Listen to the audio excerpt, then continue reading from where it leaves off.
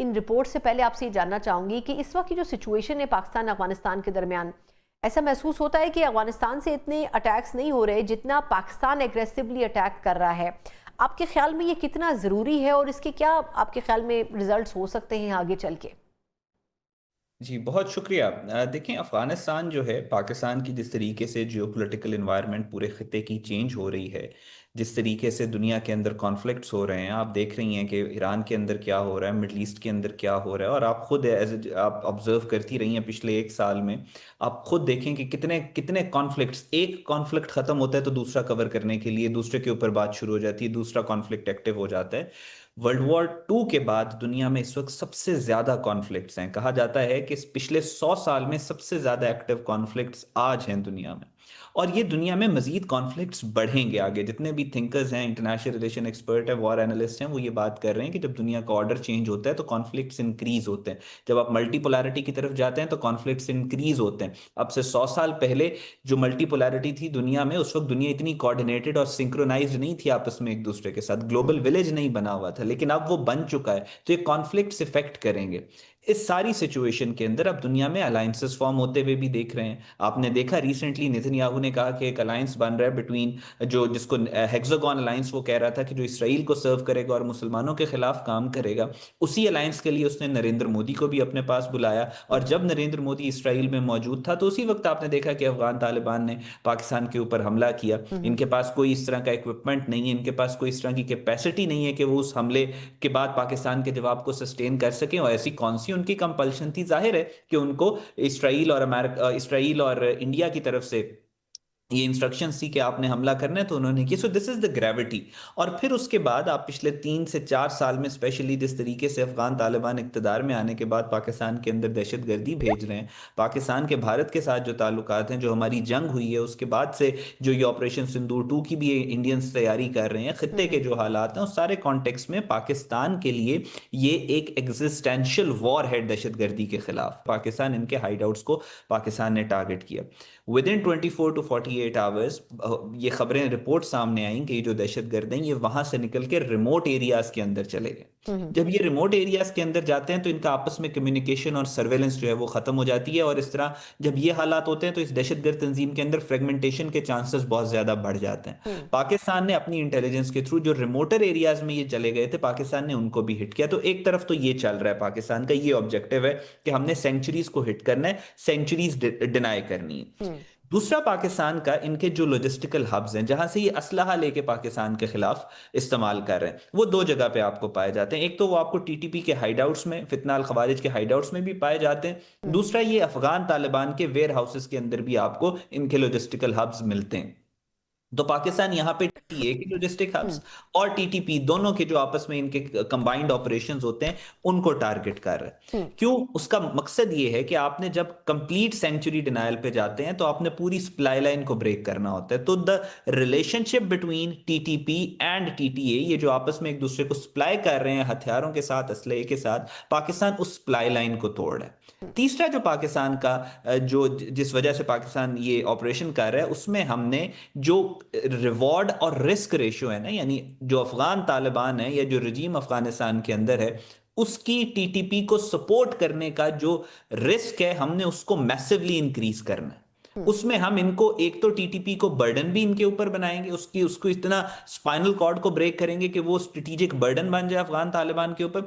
दूसरा, अफगान तालिबान के लिए भी हम रिस्क को इंक्रीज कर देंगे, हम उनको भी इस तरीके से टारगेट, ये जो इलिजिटिमेट रजीम है काबुल में, हम उसको भी टारगेट कर रहे हैं। सो ये 3 एस्पेक्ट्स हैं। इसमें कहीं पे भी जो सिविलियंस हैं वो पाकिस्तान के ब्रॉडर जियो स्ट्रेटेजिक नेटवर्क या जियो स्ट्रेटेजिक ऑब्जेक्टिव के अंदर आते नहीं, इनफैक्ट काउंटर प्रोडक्टिव हो जाता है। सही। तो लिहाजा इस वजह से सिविलियंस तो किसी सूरत भी नहीं है। हम तो पहले दिन से पाकिस्तान का ये स्टैंड है कि जो अफगान सिविलियंस हैं या अफगानिस्तान की जो अवाम है उसकी तो ये हुकूमत नुमाइंदा ही नहीं है। तो इस वजह से पाकिस्तान का, अगर आप हार्ड कोर स्ट्रेटजी की भी बात करें, आप कोल्ड एनालिसिस की भी बात करें, तो पाकिस्तान के तो इंटरेस्ट में ही नहीं है सिविलियंस को करना। और जो ग्राउंड से रिपोर्ट्स भी आ रही हैं उसके मुताबिक भी सिविलियंस टारगेट नहीं हो रहे। मैं 2 चीज़ों का हवाला दूंगी। आपको याद होगा कुछ अर्से पहले एमनेस्टी इंटरनेशनल ने भी इसी तरह की बात की थी कि जी सिविलियन आबादी निशाना बन रही, जबकि जो सरासर झूठ था जब पाकिस्तान ने 3 सूबों पर अटैक किया था।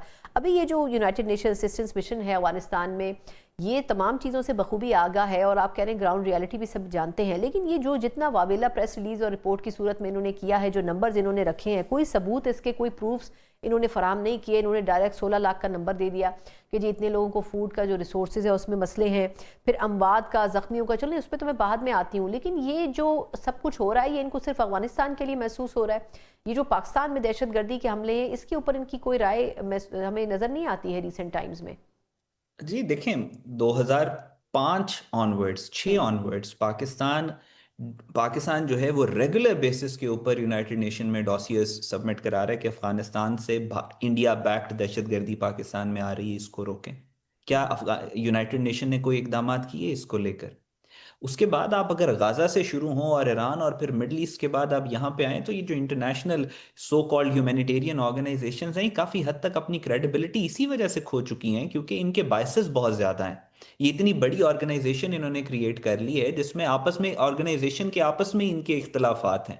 एक बॉडी कह रही है कि अफगानिस्तान से दहशतगर्दी पाकिस्तान के अंदर आ रही है और दूसरी ये यूएन यूनाइटेड नेशन का जो असिस्टेंट मिशन है ये कह रहा है कि नहीं, ऐसी कोई बात नहीं, वो तो बेचारा बहुत मुश्किल में है, अफगानिस्तान के अंदर जो है वो प्रोपोगंडा पीस के तौर पे काम कर रही है। अब यहाँ पे मैं आपको इसकी थोड़ी डिटेल बताता हूँ। ये जो यूनाइटेड नेशन का असिस्टेंट मिशन है, ये बेसिकली जो सेक्रेटरी जनरल होते हैं यूनाइटेड नेशंस के, उनका एक असिस्टेंट होते हैं जो इसको हेड करते हैं, उनके रिप्रेजेंटेटिव होते हैं जो इसको हेड करते हैं। उसको इस मिशन का हेड, उसको रिप्रेजेंटेटिव कहा जाता है। वो रिप्रेजेंटेटिव जो है वो सितंबर 2025 से अपॉइंट नहीं हुआ, यानी इसके जो है ये जो मिशन है इसके हेड की पोजीशन खाली है। ठीक। एक्टिंग हेड हैं जो जॉर्जेट कैनन हैं, वो इसकी एक्टिंग हेड हैं। अब ये जो मिशन है ये कई दफा खुद भी ये बात कर चुका है कि क्योंकि हम तस्लीम नहीं करते अफगान तालिबान को एज अ गवर्नमेंट, तो हमारा तो एक्सेस ही नहीं है अवाम तक।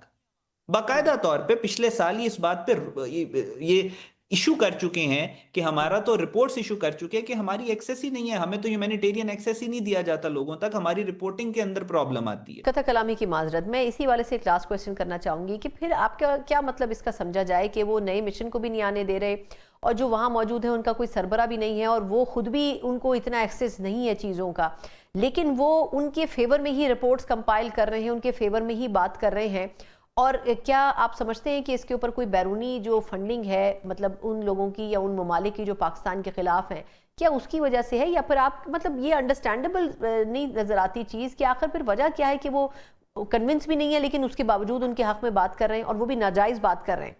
देखिए, मैंने, आप इसके रिपोर्ट को अगर पढ़ें तो आपको इसमें प्रोपेगेंडा वैल्यू बहुत ज़्यादा इसकी नज़र आएगी as compare to operational value. जब इस मिशन का हेड मौजूद नहीं है, जब एक एक्टिंग हेड के थ्रू ये मिशन ये एक रिपोर्ट दे रहा है, तो उसकी तो कोई वैल्यू नहीं है। दूसरा, इस मिशन का जो मैंडेट है वो ये है कि ये डेथ्स को या किसी भी तरह की इस तरह की चीज़ों को रिपोर्ट कर सकता है, उसके ऊपर ओपिनियन नहीं दे सकता कि ये सही है या गलत है, ये इसके मैंडेट में शामिल ही नहीं है।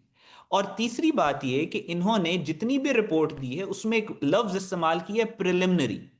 इतने लोग प्रिलिमिनरी मरे हैं, इतने लोग प्रिलिमिनरी जो है उनको घरों से निकाला गया, इसका मतलब है कि वो वेरीफाइबल है ही नहीं। तो जब वो वेरीफाइबल है ही नहीं तो आप अपने मैंडेट से हट के आप उस पर अपनी ओपिनियन कैसे बना सकते हैं? आपका मैंडेट ही नहीं है ओपिनियन देने का। तो लिहाजा यहाँ पे आपको वाज़े तौर पे नजर आता है कि यहाँ पे एक मलिशियस इंटेंट मौजूद है, यहाँ पे जो बाइस्ड उसका जो है वो एक नेचर इसकी मौजूद है। अब से एक हफ्ता पहले यूनाइटेड नेशंस की अपनी ये रिपोर्ट थी और उन्होंने अपने सोशल मीडिया के ऊपर इसको पोस्ट किया, ऑफिशियल सोशल मीडिया पे एक तस्वीर बनाई जिसका नाम था Afghanistan graveyard of human rights. ठीक, तो अब ये जो मिशन है इसकी जो इस तरह की रिपोर्टिंग है, it should be, I think इसको हमें लीगली भी चैलेंज करना चाहिए यूनाइटेड नेशंस के अंदर, क्योंकि ऑपरेशनल वैल्यू तो इसकी है कोई नहीं, इससे कुछ होगा नहीं। प्रोपेगेंडा क्या आपने देखा, जैसे ये रिपोर्ट पब्लिक हुई है उसके फौरन बाद जालिम खलीलजाद भी एक्टिव हो गया ट्विटर के ऊपर और इस तरह के सारे जो लूज कैनन्स हैं वो सारे एक्टिव हो गए। सो इस पे आपको ये नजर आता है कि इसमें इसका कोई भी रियलिटी नहीं है, इसकी कोई क्रेडिबिलिटी नहीं है, लेकिन सिर्फ प्रोपेगेंडा वैल्यू के थ्रू इसको एक्सेसिबेट करने की कोशिश की गई, इसके अलावा इसकी कोई हकीकत नहीं है। बिल्कुल ठीक, और यही बुनियादी मकसद है कि पाकिस्तान का जो साख है उसको ख़राब किया जाए। बहुत बहुत शुक्रिया अहमद हसन, कीमती वक्त के लिए हमारे साथ मौजूद थे, माहिर बैनुल-अक़वामी उमूर। और सबसे बढ़कर ये कि अफ़गानिस्तान से मुतालिक जो सिचुएशन है उसमें रियलिटी से हट कर अगर हक़ाइक़ सामने लाए जा रहे हैं, उनको एग्ज़ैजरेट किया जा रहा है, उनको मुख्तलिफ़ तरीक़ों से तब्दील किया जा रहा है, तो उसका बुनियादी मकसद सिर्फ एक ही है कि पाकिस्तान